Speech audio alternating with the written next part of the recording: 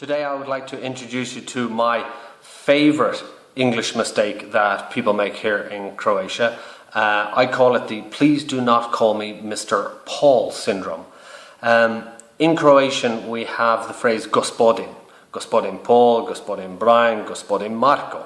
And this is a very, very useful way to choose a sort of a formal tone between the full Gospodin O'Grady and Paul. This makes a lot of sense. The only problem is this does not exist in English. Also, what doesn't exist in English is the very useful concept of V and T, a formal and an informal version of you when you're talking to somebody. This exists in most other languages such as French and German and many of the European languages, but in English it does not. So how do the English deal with this? Well, first of all, you may have noticed from the English themselves that they can be very, very mannerly people, to a point where you're sort of overwhelmed with their good manners.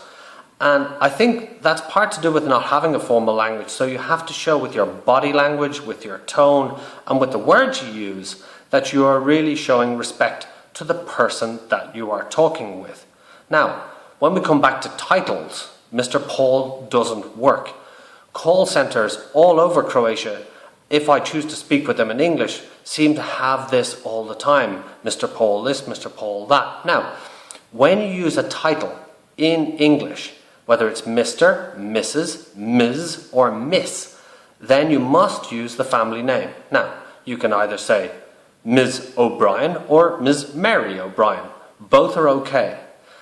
Having said that, when we look at modern business within Europe and how we communicate, and English being really the default language across Europe for business now, the concept is very much more about partnership these days, about an equality and working together. Therefore, the prevalence is really moving towards using first names. So if the person you're dealing with has signed off their email using a first name, it is appropriate to say "Dear Paul" or "Hello Martha" or "Hi Jane" on the following email.